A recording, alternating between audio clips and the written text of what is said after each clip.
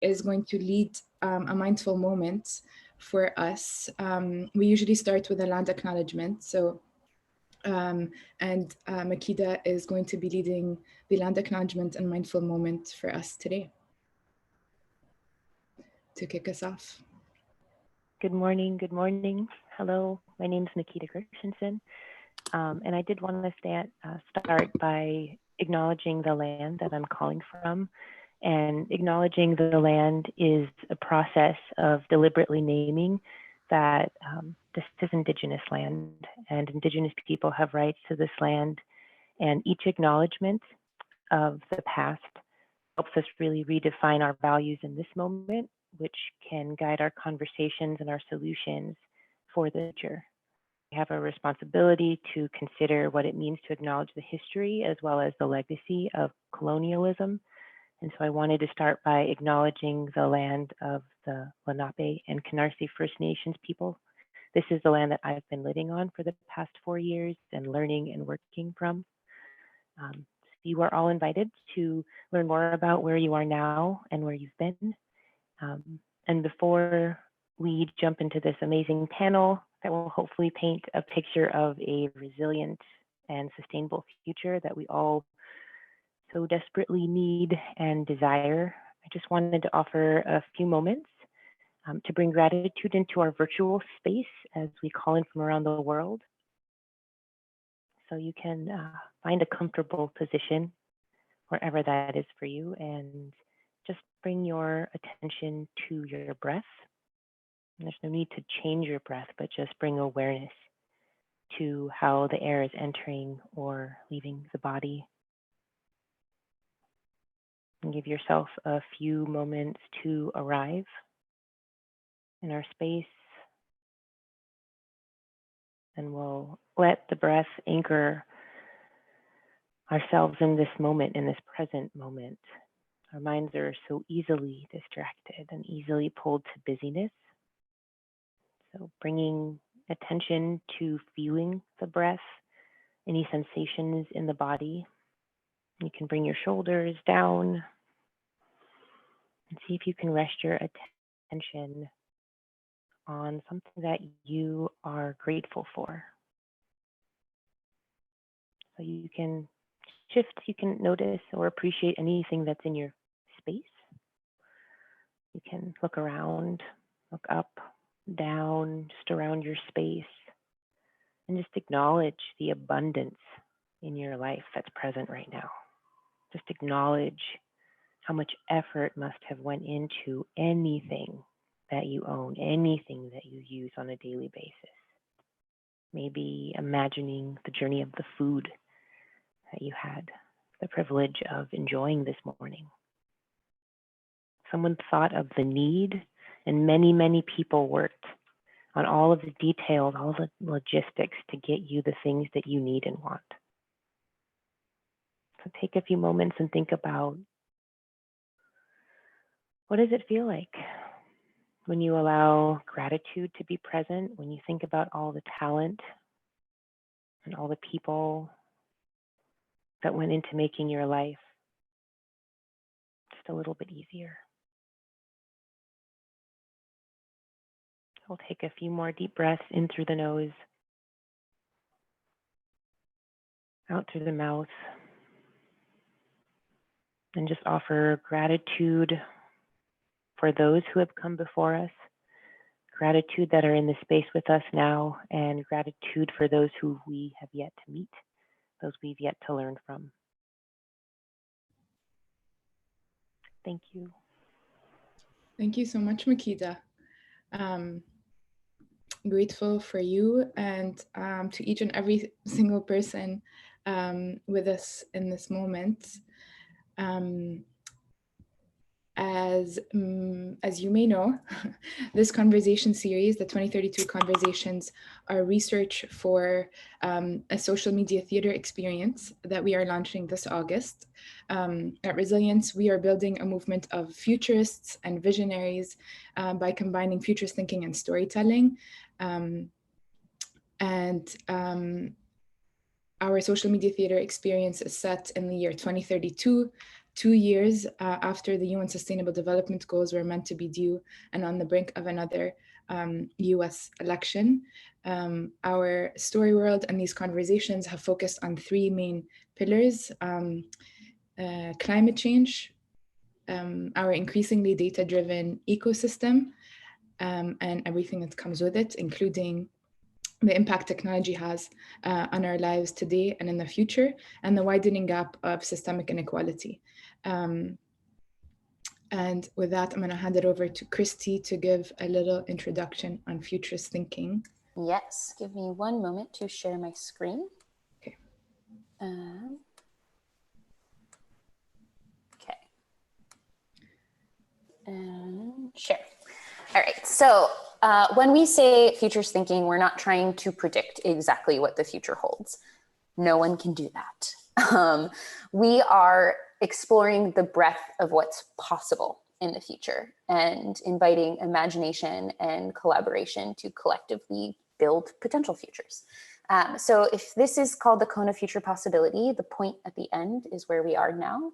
And as we go into the future, we see that the cone expands. So this is like the full breadth of what's possible. And then in the center, you have what's probable, what's preferable. So as we're building the resilient story world, where we will live is somewhere right about here. So at the tip of what's probable and what's preferable. So this is just a tool we use to talk about what it means to explore different possibilities in the future. So why we think this is important. 53% of Americans say they rarely or never think about the far future, according to a study from the Institute for the Future.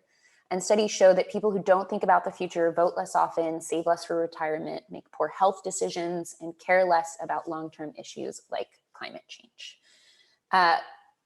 One potential reason for this is that neurobiologically speaking, our future selves seem to be kind of like a stranger to us. So that the same parts of our brain that we use to empathize with someone who we don't know is the same parts of our brain that we use when we think about our future selves. So that is why we think that storytelling about the future is one of the most important tools that we can use to build a better future, because the more we can empathize with our future selves, the more we can override our immediate desires to have what we want now and start to make decisions that are more informed by our long-term goals. This is a quote from Dr. Srini Pillai, who's a Harvard psychiatrist. Once the brain believes that something is possible, it will chart a path towards your goals that is radically different from the course it would chart without hope. So we hope that through these exercises, workshops, and our experience that that is what we do. All right. Yes, thank you. With that, I am really excited to be introducing our panelists today to unpack the future of empathy in technology. To start us off, we have Pamela Pavliscak. Was that the correct pronunciation? Okay. Pamela is a tech emotionographer who his work is focused on effective computing, emotional design, and ethics. She's a faculty member at Pratt Institute and teaches the next generation of designers and developers. And as a creative strategist, she has collaborated with organizations like Google, IKEA, as well as many other, to craft emotionally intelligent experiences. She's working on a new venture, Empathic Studio, or Empathic Studio for the creation of heartfelt and humankind design, and her work has been featured in Slate, NPR, Quartz. She's spoken at South by Southwest, TEDx, TNW, and her book, Emotionally Intelligent Design, charts a tech future with feeling. Her book is a book that Anmol uses quite a lot, which we're very happy that we were able to connect Anmol and Pamela and bring them together for this conversation. Anmol is a human-centered design researcher with international research experience and mixed research methods repertoire, who is passionate about building meaningful emerging technologies. She has had experience leading strategic, qualitative, and quantitative design research for spaces such as AI-driven recommender systems, healthcare, education, mobile vision, VR, journalism, multilingual chatbots, and eco-friendly sustainable home appliances. She has a master's of human-computer interaction and design from the University of Washington, Seattle, where she is actually joining us today from Seattle, and has a bachelor's degree in information and communications technology. Her current role is a design researcher on the Amazon Web Services team, and has previously been part of the Uber Eats and Google AI UX team. She is someone that is constantly creating inclusive and accessible human-centered solutions for today and tomorrow. Thank you both so much for being with us today. I would love to kick us off, and this is something that we usually do with our 2032 conversations, is to hear from you specifically in light of the changes in the midst of this pandemic. What is something that you see clearly now that you couldn't see 3 months ago? And I would like, yeah. I can start. Thank you, I mean, so many things, but I think since we're focused on the future of empathy and that conversation, I feel like it's really brought home how important intimacy is and those really personal connections that we have. So much of our efforts now, and this is a positive thing, are spent on really checking in on the people we care about and making an effort and trying to find new ways to communicate and convey that, even given all the obstacles we have. So I'm really struck by that in a positive way. Also, I mean, obviously there's tons of negative limitations with all that too. And I think as far as empathy goes, we're just seeing it expand in a lot of ways. We're reprioritizing what's essential to us and what's meaningful, and how can we empower those people that are doing that kind of really important work. So I think those are some big changes I've noticed and think about a lot. Yeah, I can go next. So that is exactly what I was also going to mention, but also looking at this situation from the lens of a researcher. Also, just let me know if you can't hear me. There is some issue with my speakers. Apologies for that. So speaking up, making sure I'm heard. So so the thing is that as researchers, especially, in these times, we are exploring newer methods of, say, how to conduct remote research, how to understand the sentiment that is going on through a variety of other research methods too, like, social listening on the internet. Something that is now very prevalent is netnography instead of ethnography. So netnography is just like, social listening, understanding the sentiments on the internet. But more so than ever, as researchers, as people who have been studying user behavior, I suddenly realized how Zoom cannot, of course, I never thought that it would, but it just cannot replace that in-person conversation or connection that you can make. It's difficult for people to open up emotionally on, using a video calling tool or on Zoom. So those serendipitous moments, or aha moments, as I would call them, are rare to find now on Zoom as compared to, say, when we conducted research in person. And then also this whole concept of, we've been talking about how do you bring your full self to work? And suddenly, right now, we are bringing, I feel, only like 1/4 or a part of ourselves to work, because it is just work that we talk about. Those conversations around the coffee making machine have stopped happening, or around the water cooler with your colleagues about life and your interests and your intrinsic motivations. So I think that is something that I'm really missing, and the value and the importance of which is very evident and apparent, more so than ever. Yeah, I think we're missing a lot of, just to jump in here, I think we're missing a lot of the cues that we normally are used to receiving, right? When everything's mediated through a layer of technology, that means that we're not getting glances, gestures, things that are going off to the side, the context around it. We can't, even though we're all trying to look at each other, and a lot of us have our video on, we can't really look into each other's eyes. And we're missing a lot of those social, contextual, emotional cues that we would get otherwise. And that's probably part of the reason why, we feel like Zoom gloom or exhaustion or that kind of thing. And also it's more effortful too, that we have to reach out and make that connection. There's less chance encounters. There's less serendipity, as Anmol said. So I think that's all a really important development that's come out of this time period. Yeah, I wanted to specifically, I know because you both look at various technologies and emerging technologies. As VR becomes more and more accessible and easier to access, it has been referred to as the empathy machine, the official empathy machine. And I'm curious, as we spend more time during these times behind a screen and virtually, do you think VR is really an empathy machine, and is it enough? And two, what do you think is going to happen to these tools over the next VR specifically over the next few years? I think it's really interesting that VR is not having its moment right now. I would expect that it would.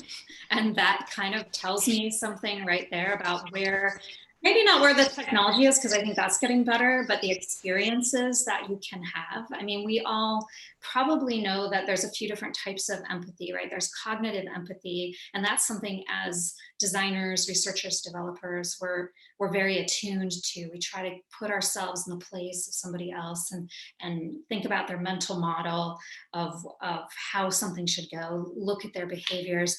What I think VR does is gives us that layer of affective empathy or emotional empathy, perhaps, where we can get inside of somebody else's experience for a moment and actually feel maybe what they're feeling. But I mean, like with any technology, it's really, really limited, right? Because I'm never going to feel exactly what you're feeling, Nor, or you're feeling Chris, or you're feeling Anna, because I don't have your personal context. I don't have your memories. I don't have,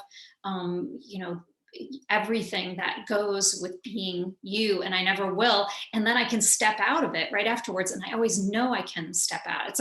I feel like it's a little bit like being an expat in a way, like if you've ever lived in another country for a while, and you can always go, right? So even though you're getting that immersive experience, you're still not fully in it. So I think there's, I guess what I'm saying is kind of ambivalent. It's sort of like there's promise, but there's also a lot of things that it won't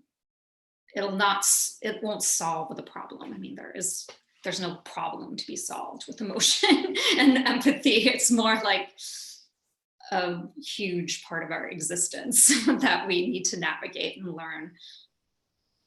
Yeah, I love that response. In fact, just building on that, I feel that, thinking about, say, one of the 13 Norman and Nielsen heuristics, right? Like, so there's this principle on mapping the real world to the interface. But then with VR, it gets really challenging because you can make that mapping happen. You can make it feel very real, but then you have to draw that line because there are people who almost get too attached or lose themselves in that world, right? So like, where do you strike that perfect in-between balance? Like I was reading this beautiful article, not on VR, but on AI and robotics. And the designer talked about how he did not want to give the robo that was meant for children a human-looking face because, you really start making the boundaries fuzzy there.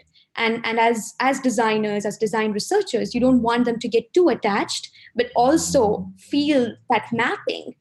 between that space and the real world.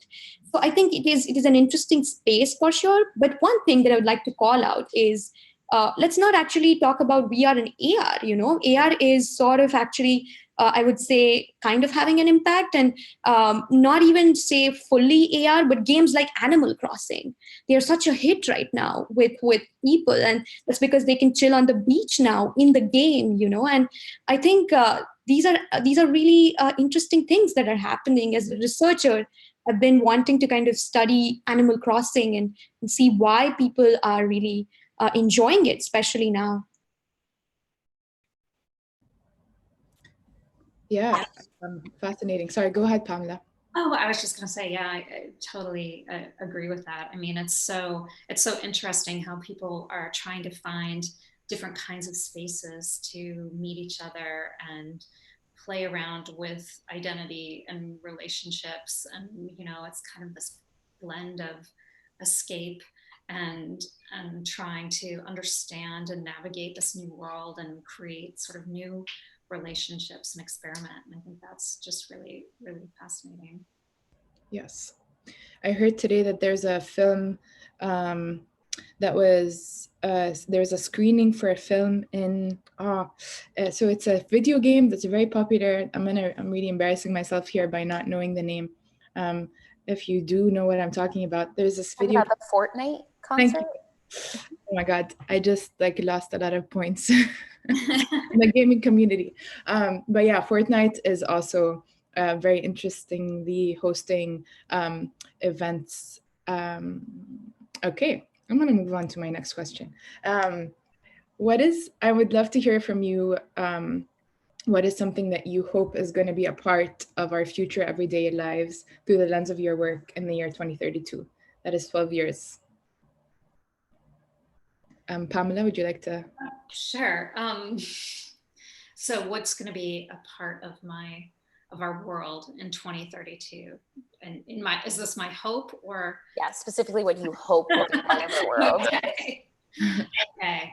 Well, what I'd love to see is there's lots of really exciting, I mean, we're in this moment where we can kind of reflect on what we want to keep and what we don't want to keep, and what kinds of relationships we want to have, and what kind of intimacy we want to have. And at the same time, there's lots of new technologies that have kind of been lurking in the background and haven't really taken off yet. I guess VR would be one. AR has had a little success here and there. I think of Pokemon Go too would be another example. A lot of the affective computing stuff too hasn't really taken off either, where you can share a touch across, internationally across great boundaries, right? There's a hug shirt.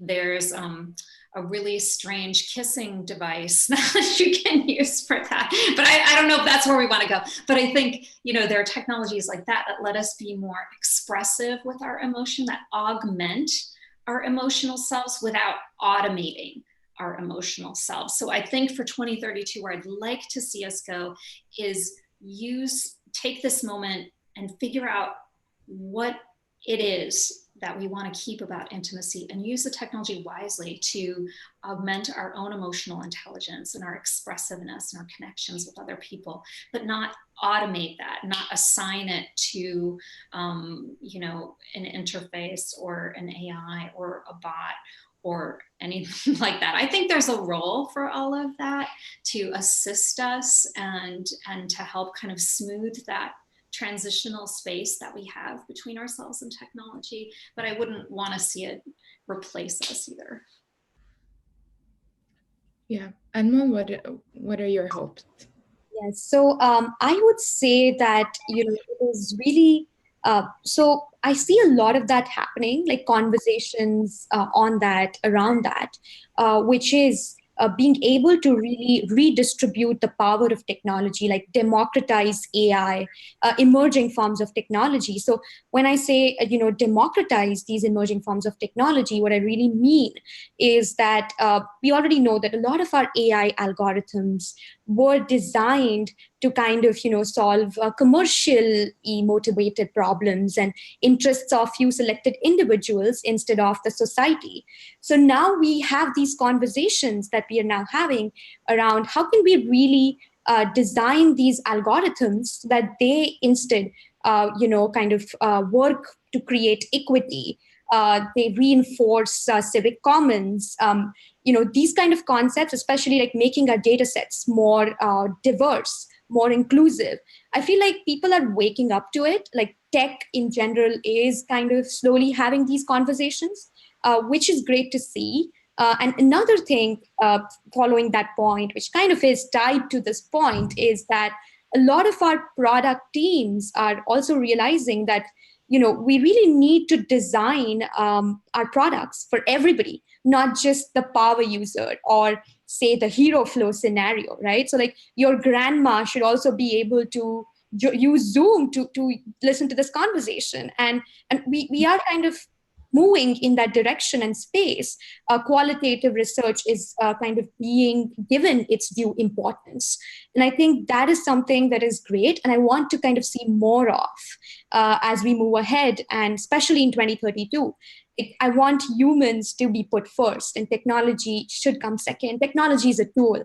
It cannot become a thing of its own, is what I would like to see more of in 2032, that awareness. Mm-hmm. Yes, I want to remind everyone to keep their comments coming in the chat, but also we would love for you to send in your questions. And if you have any questions, you can also raise your hand or put it in the chat. I want to, so now that we've addressed the hopes, what are some of the fears that you have about what could be happening in the next 12 years? Oh, Pamela, we need to unmute you. Yeah. Well, I mean, I probably have the same fear as a lot of people that what's going to happen as a result of this is that surveillance is going to ramp way up and our privacy is going to be, impinged upon maybe even more than it is. You can already kind of see that happening in a lot of ways. Like, so for instance, the facial recognition software doesn't work so great with masks now, but it's like rush. Let's figure out how we can get it to work even when people are wearing masks. There's, new devices that when you walk through the airport, remember those days? They'll probably happen again, but they can scan your temperature, but also probably lots of other things too, like potentially emotions or stress level at the very least. And so there's a big potential to use this moment where we're all a little scared and nervous to kind of go further down the path of, not respecting privacy and getting more involved in people's lives. And I'm not against any of these technologies at all, but I think that we have to put people in charge of their own data and in a meaningful way, not just like, okay, I scrolled through 20 pages of terms and conditions and now whatever you do is okay with me. Like that's kind of where we're at right now with privacy, even with GDPR. It really hasn't given us real agency, I would say. And that's what I'd like to see as sort of a counterpoint to the surveillance that I fear. So, and I guess I'll add a second fear too. I'm afraid of a lot of things. Second one is that thinking about affective computing, the models are really, really basic right now. So they're based on one theory of emotion. It's an evolutionary theory. It's kind of contested and it's pretty minimal. And I worry that it's going to be implemented everywhere and then it's going to reduce us. So we'll be used to having our emotions tracked and we'll know when something will read us as happy or something will read us as sad, and we'll start adapting to it and responding that way, and maybe overvaluing those emotions, just like we've seen really intense emotions become overvalued in, say, marketing and social media contexts, where we're constantly like high level outrage intensity because that is what is actionable for companies. So, all right, so that was a lot of fears. Help, and my help. Maybe you should say something hopeful. Yeah, no, I was thinking, I think in the future I need to ask the fear question first and then go to the hope. But these are these are all extremely valid and important points. And in one of the conversations we had about privacy, it was like the conversation was very much about like, is it already, or is it too late? It probably is already too late in terms of our personal data. Yes, please comment, Pamela. I see your. Oh, I was going to say, I just hate to think that it's ever too late. I guess it's that way. So I don't think it is. And I think there's interesting movements where people are trying to be more conscious of how data is used and who's using it. So it's really important what Anmol was saying about like sort of on the back end of things. Like I talked about the models that are being used to create the software, and she talked about the training data.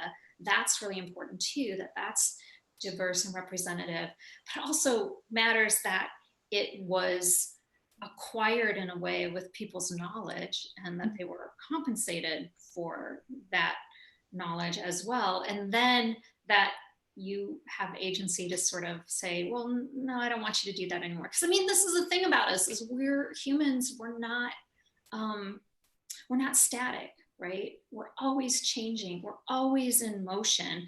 And so I think we've all had that feeling where like we go somewhere and we're getting marketed something, or an interface predicts something, or like, yeah, a month ago I was that, or 2 months ago, or I had a moment of that, but now I'm something else, or I want to be something else. So even though, like Chrissy was saying at the beginning, people don't think about the future, I think we sort of, maybe we don't actively think about the future, but we're always kind of like striving toward it in some way or another. And it's very near future usually, but still. Yes. Anmol, would you like to comment on your fears?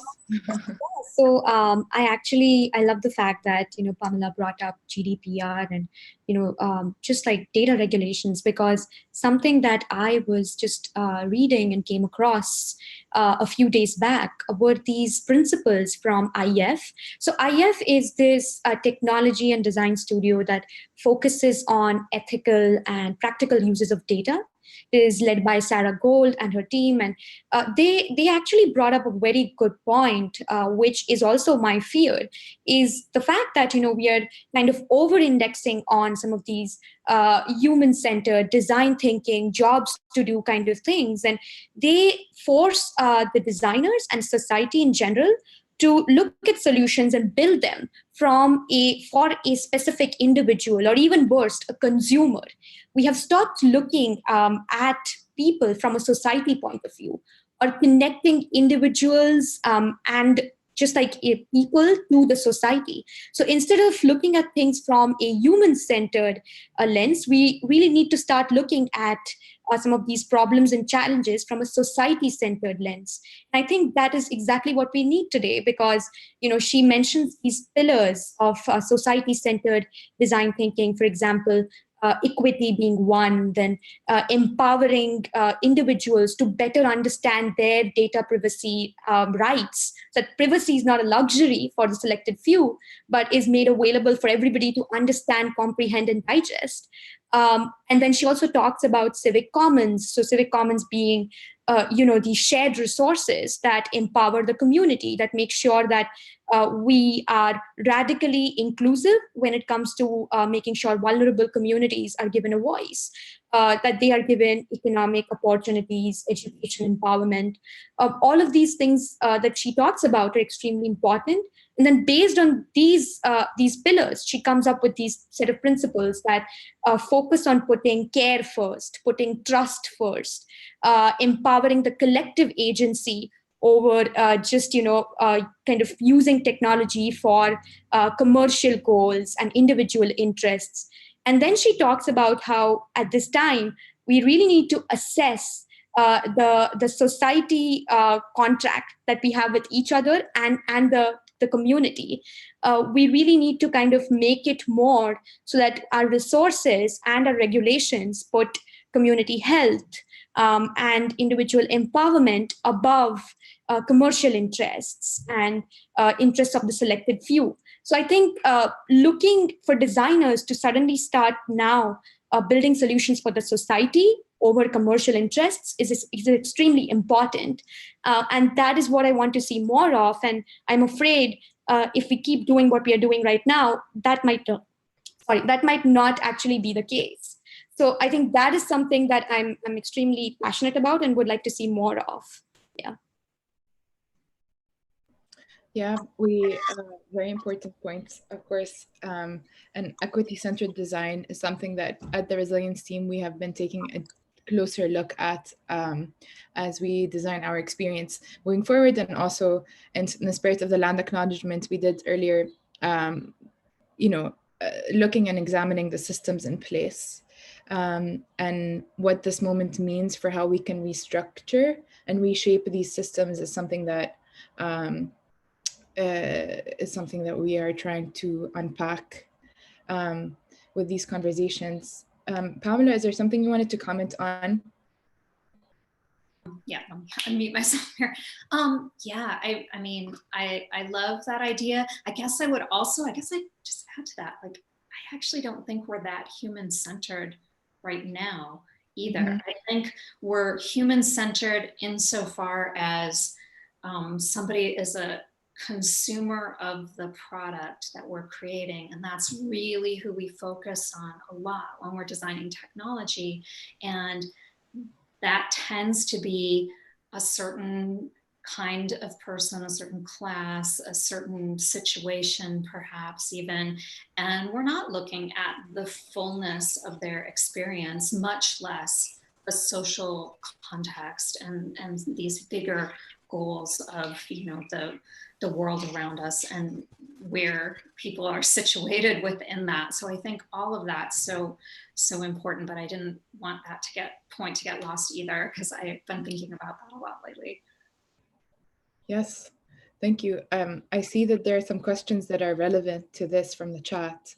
Do you want to unpack GDPR right now, or do you want to do that at the end? So we had a lot of repeat questions about, like, how can we make better, more purposeful, better methods of giving privacy? How can we update the GDPR and put it more in the user's hands to have ownership of their data privacy and understand what that is? What might the future of a more equitable privacy law look like? I mean, I think one big way to do that is have people more involved in it, right? So we've got regulators, at least in Europe. In US, there's no taste for regulation right now. Hopefully that will change. But, because our structure has to come from a few different places, right? It has to come from big companies agreeing to work within a framework. It has to come from government and regulatory agencies, but it also has to come from individual people and also communities and groups and societies. And so a way to do that would be to involve them more in the design process. And I'm sure for Anmol, it's probably the same thing too, is that we're doing a lot more participatory design. We're bringing more people into the process early on to co-design with us, not just to observe or ask questions of, which is really important as well to understand, but to actually bring them into that process and try to understand. But I think the other thing that's really important there, and at least what I try to do, and especially in my speculative design class, and I think it's really relevant for here, is to create temporary alternative worlds for people to explore these different options that they have. It's really, really hard on an abstract level for people to imagine what the implications are of their privacy. And of course, we can't know everything. We can't plan everything, but if we have spaces that help people to imagine what it might look like if you had, ultimate control over all your data, and you could sell it and trade it and do whatever. And what are the implications of that, positive and negative? What if somebody was appointed as a custodian of your data and managed it for you? There's all kinds of scenarios that we haven't even discussed really or played out. And I think that's a good space for efforts like this and for design in general to help us kind of make that empathetic leap. Thank you for saying that. I think we're gonna quote you. We're gonna quote you and put that on our websites.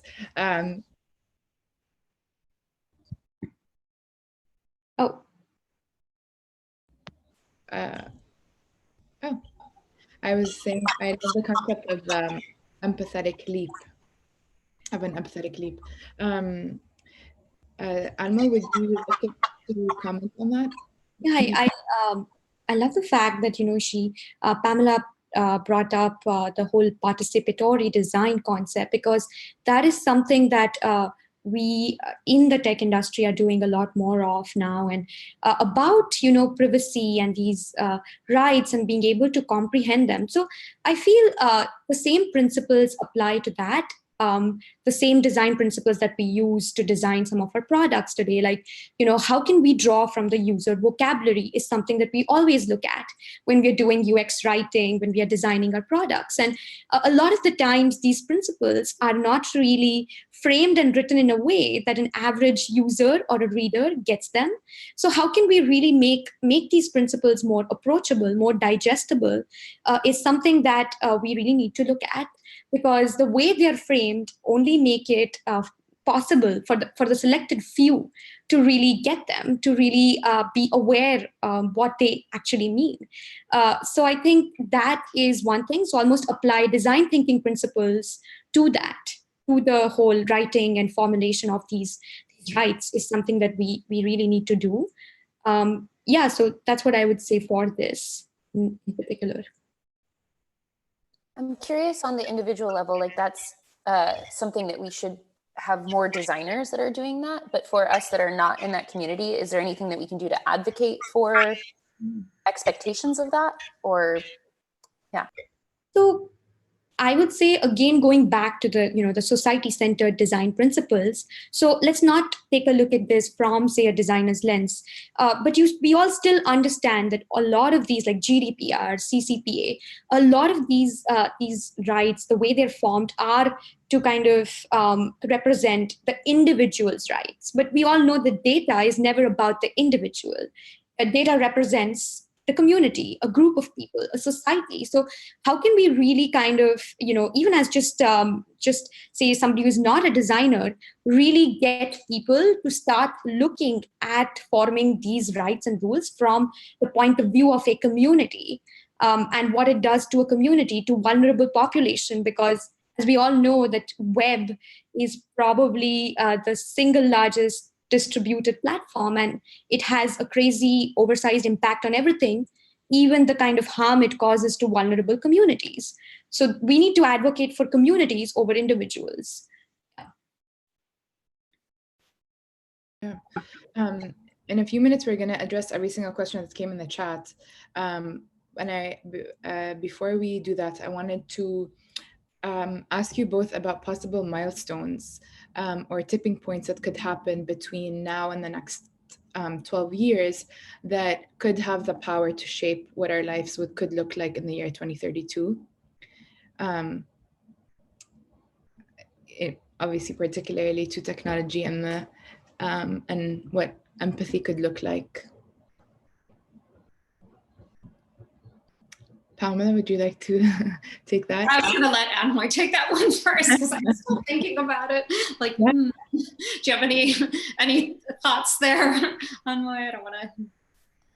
I actually think it's like a good summary of everything that you and I have already I've spoken about. But yeah, I feel a lot of this will come to, like we are coming right now. We all feel like we are all in this together. Like we are coming together in a lot of ways as a group of people. We are empathizing more with what is happening, with say people not feeling okay, staying in.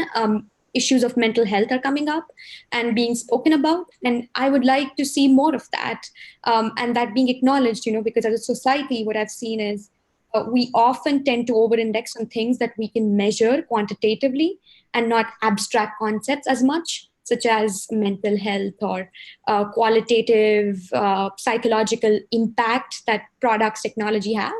And I feel that is something that would be great to see more of.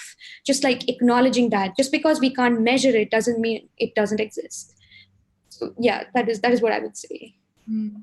Yeah, I mean, I think if I'm thinking timelines and I'm thinking like maybe a positive one and a negative one, I mean, I think we're definitely going to see a timeline where we try to measure those things, right? Because that's a lot of the effort of affective computing is like, okay, we can measure if you're 70% happy or 40% sad, and we can do it moment by moment and really get granular. We can do it on an individual level. We can do it as a group. What does that mean? Like, I think that's going to be the huge challenge facing us is we're going to have technology that can give us these little glimpses. And I see in the chat, like VR, right? Like it can give us little glimpses, but it's going to be a certain point of view. And I think what I'd like to see happen in that timeline somewhere is that we become more sensitive, and maybe this is our big moment, to other points of view and recognizing that there's perspective in all of our technology and that we should not just accept that, but we should always question it. And that doesn't mean that we throw out everything about it, because there's a lot of great things, but it means that we are thoughtful. And I'd love to see a whole, all citizens more thinking through that. And I think part of that is our fault in the design industry. We've designed things to be frictionless, smooth, low effort, so you don't understand how it works. You don't have to think about how it works. So maybe a milestone would be somebody develops a way, 5 years from now, that reveals some of the perspectives behind things. And this might be something that, if you were careful in how you designed AI, you could do, because AI is really good at picking up patterns and noticing weird stuff that humans don't notice. So if we could harness that to help ourselves grow, that would be something I'd love to see in that timeline. Yeah. As you were both sharing, I was thinking of compassion fatigue, and that's also something that comes up a lot in our conversations, and how powerful storytelling can be to address compassion fatigue and the way that our brains work. So speaking of VR, there was a question from Jamie around. Jamie, do you want to ask the question? I'm just gonna unmute you. Jamie's our time traveler in residence and an advisor to the team. Hi. Sorry, which one? I put a whole bunch of VR in there. I mean, the last one on how society is created by the need of humans, so it happens with or without capitalism and VR. Since we're talking, culture has just grown because it was necessary and it was before capitalism, and so we know what that's like without it. We don't need it. VR is being built right now with capitalism as just a part of it. It's just intrinsic to what it is. How do we make sure that capitalism is something that isn't intrinsic? Or are there any things out there right now that are allowing for that to breathe in any space? Even the internet in the beginning was not anti-capitalistic, but a-capitalistic before it was subsumed mostly.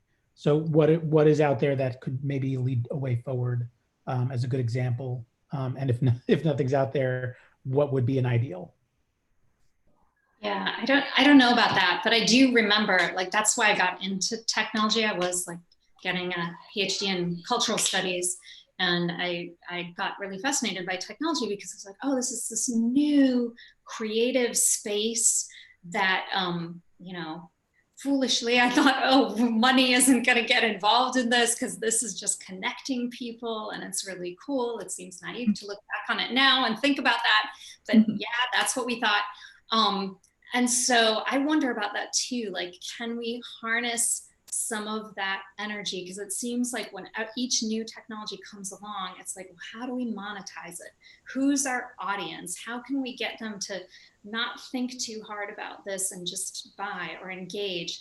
And I guess so again, maybe this kind of reflective mode would be one thing I'd like to see. I don't see an example of that yet. I mean, there's lots of noble efforts in empathy VR to help you gain the perspective of somebody who's homeless. Stanford's done that. There's, you know, in war zones, but we have to keep in mind that's still always from somebody's perspective, right? And there's some other motivation behind it, and maybe that's okay in some cases because it's journalism award. And maybe it's okay even in the context of capital if it's a game and it lets you play out certain ideas. So I don't know, but maybe Anmol has a good example of something that in VR that's doing that. I'm at a loss. To be honest, I don't have a lot of good examples for that as well, but something that I saw when I was at UW was that we had these labs, student-run labs, that kind of focused on, say, making VR applications for artists, so that they can actually visualize something like emotions in the VR space. And how would that look like? I think it really depends on the end goal. So in the very beginning, when we are ideating some of these VR applications, we really need on the team, we need people who come from such backgrounds like artists or culture studies, ethnographers, that we can then map what we are wanting to build with needs that are not capitalistic or commercial at their very core. And I think we are seeing that shift. Like we are seeing more researchers, psychiatrists being a part of that team in the beginning. So that is, I think that gives me hope, at least when I see the composition of the team. That is what I want to see more of. Yeah.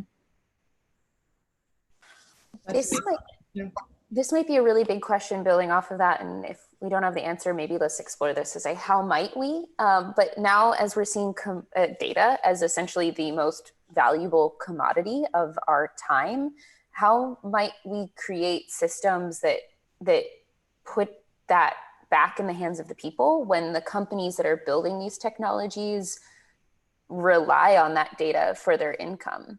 Yeah, it seems like it's in this, like our capitalistic society might be in direct conflict with that. I don't know if that's a specific enough question, but capitalism and the needs of the people seem to be a friction point. And how might we make it better? Yeah, I mean, it's tricky, right? I mean, if you could put it in the our current context, people could own their data and sell it. I mean, certainly that is, get compensated for it in some way. And certainly that's a big part of the research world works on that already, right? There's an ethics to research that says, you know what, we're going to compensate you for your time. We're going to use just this data in this context, and that's it. That's our agreement right now. So, I mean, you could take that over, but I don't know if that would really be broad enough. And I don't know if there's enough incentive on the corporate side to like make that shift, right? Because they're not in that space now. They're used to just getting that data for free, basically. So I mean, I guess I would say people have to make some hard choices probably too about what they use, what they buy, where they spend their time. And again, in our context of, our current economic context of capitalism, that may help people make a move too, right? Because if the business is not successful because people aren't choosing it, you have that, but that's very hard to sustain and organize, especially in the difficult times we're in now, where I feel like maybe our choices are more constrained than ever in a lot of ways. Mm-hmm. Yeah. Before we hop off from the VR, I just wanted to reference a professor at the School of Social Work at Columbia. Her name is Courtney Cockburn, I think. I will make sure to add it to the notes, but she experimented with using VR for talking about like bias and racism towards the Black community. And so it's specifically you kind of walking, embodying a Black male and what it's like to, like a day in the life kind of experience. But there's a lot of talk about the power of using VR for implicit bias, not racism, but bias. And that's obviously, I mean, it is a systemic issue. So I wonder whether that will be part of our future in terms of doing like VR implicit bias trainings Yeah, I mean, that kind of goes with that sort of reflective mode, being able to reflect on ourselves, but also it's important who gets to tell those stories, right? So if it's a VR experience from that perspective, like I've seen one about being in solitary confinement in prison, right? It has to be told by a person who's experienced that, right? And that perspective needs to be, it's not just us imagining the experience so someone else can imagine it. So I think that's kind of an important thing, but I think Anmol has.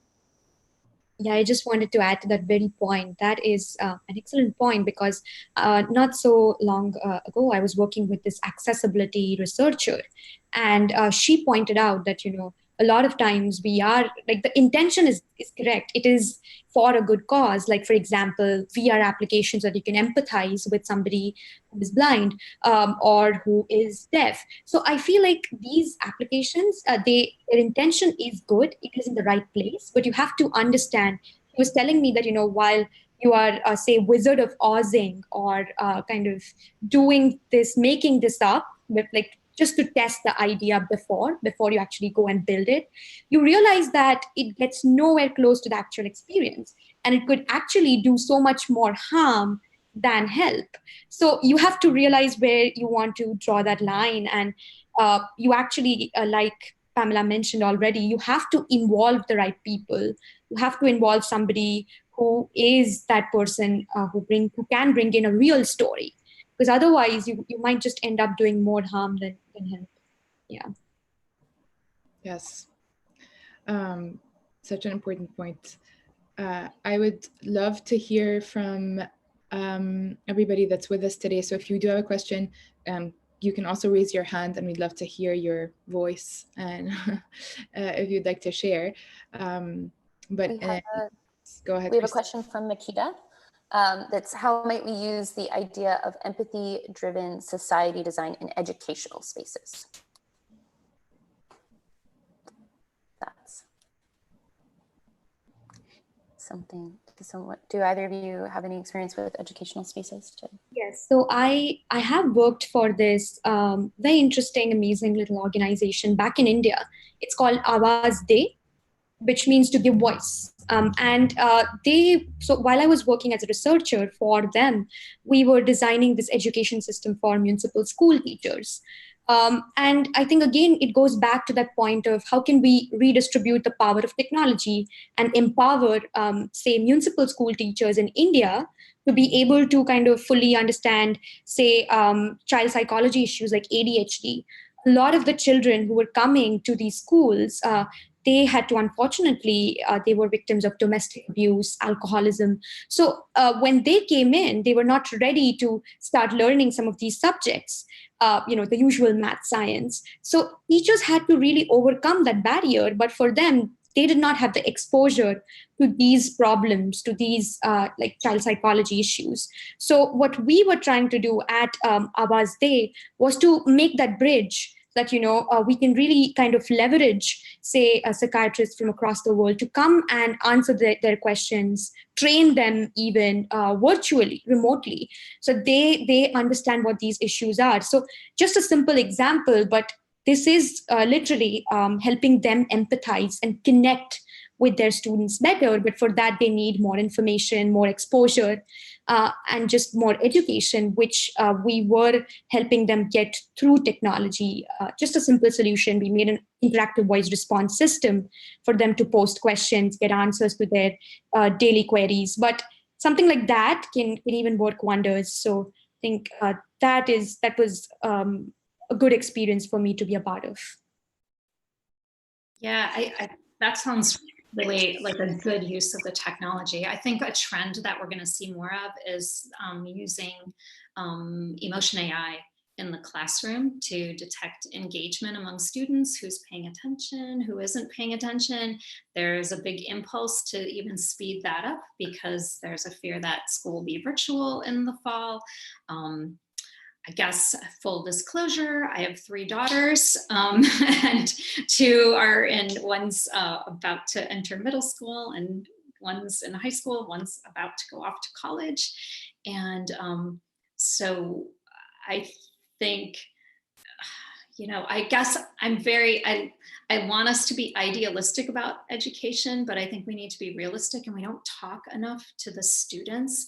We spend a lot of time imagining what it might be like based on our own experience of education or talking to parents, and not enough talking to kids. I mean, you guys maybe remember being teenagers where you just hated everything about school and you hated the teachers and you were not missing it very much at all when you were out of school. And so these are things it's easy to forget once you've moved beyond that. So I don't know, that's a little bit of a digression, but I do think again, this is just another example, I think, where we need to bring people in, and instead of, following our impulse to sort of okay, how can technology solve this for us? Instead, do some listening first and try to understand what is it that we need to even be doing. So. Yes. I just noticed in the chat that Michelle referenced a few articles, and Michelle, I wonder if you could share with us the concept of radical compassion versus empathy in VR. And Michelle is an anthropologist, amongst many other titles. Sorry, Michelle, I'm putting you on the spot. Yeah, I'm actually did a lot of research in 2017 on empathy in VR and came across an article by Grant Bollner, who argues that the issues with empathy is very much what you guys were already discussing, that it gives a synthesized idea of you feeling the experience of this person. However, what you're closer to feeling is actually compassion, and that we should approach terminologies like empathy very delicately, because it implies you having an embodied knowledge when you don't, in fact. And so radical compassion argues something to the extent that you're not bracketing direct or direct experiential knowledge, and that you're actually just sort of radically, compassionately sort of aligning maybe with someone what they feel, but acknowledging that you can't ever really feel what they're going through because it's not a direct experience for yourself. Yeah, I really like that. I really like that distinction there. And it also just makes me feel, I think Anmol might have touched on this a little bit earlier too, is that I've been thinking a lot about in our ethics discussions, we always have these abstract principles like, autonomy and privacy and transparency. And so lately I've been really looking a lot at ethics of care, how it's being used in, say, medical contexts or educational contexts. And I feel like that idea of compassionate empathy for me kind of lives within that.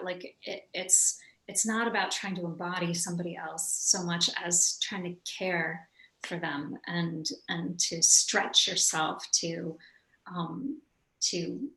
put yourself out there and into that caring role.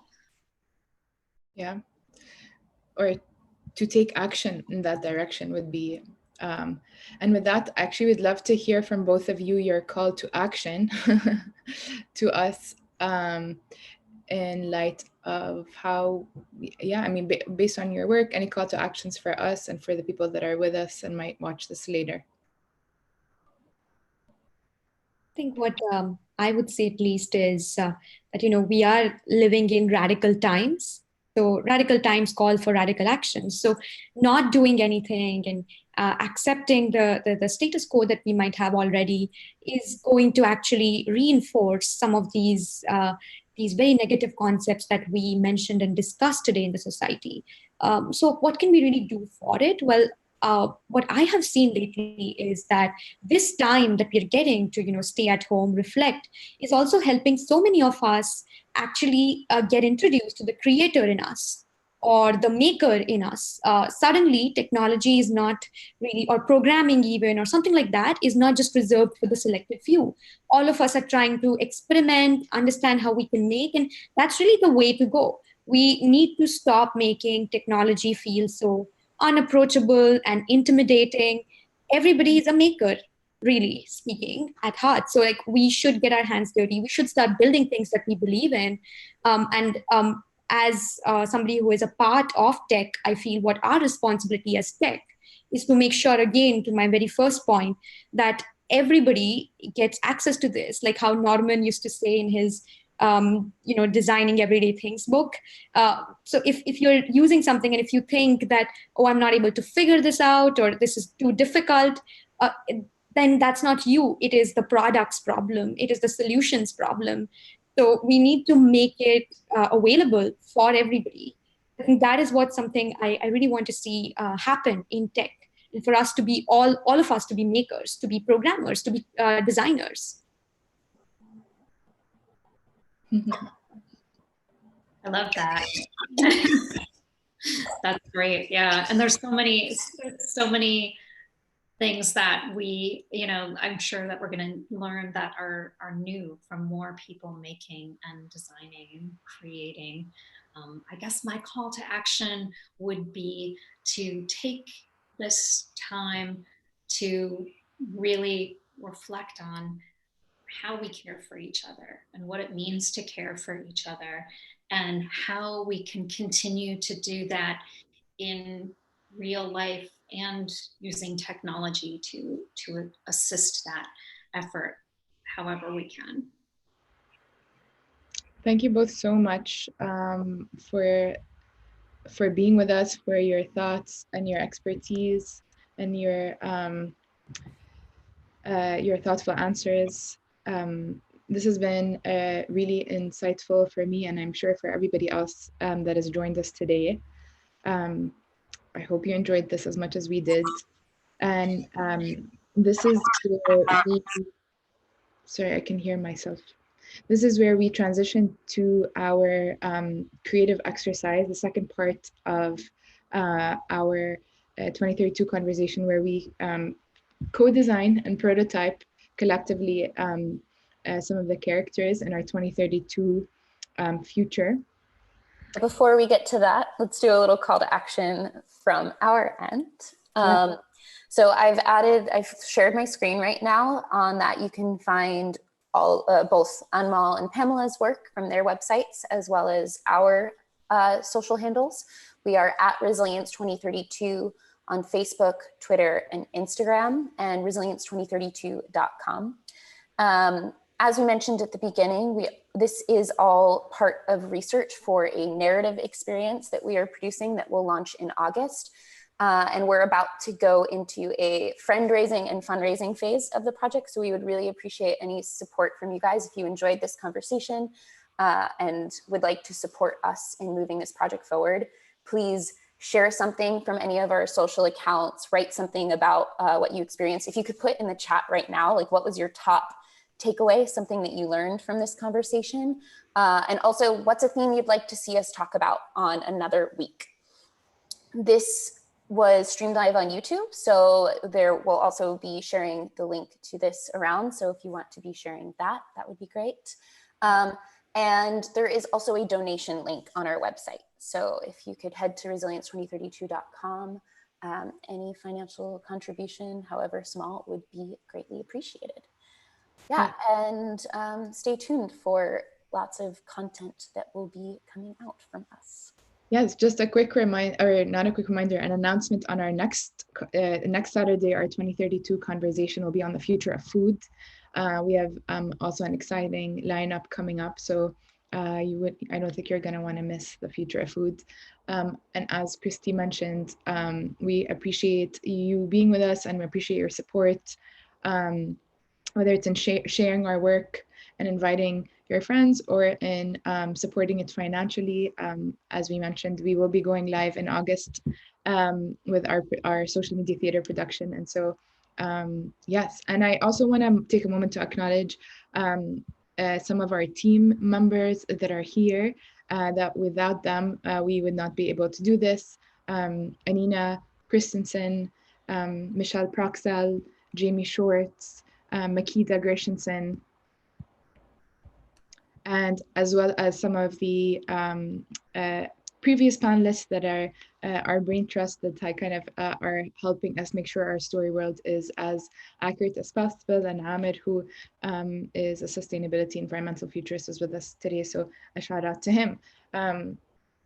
Thank you again to Pamela and Anmol so much, and I hope that you will stay with us for our creative exercise. Yeah.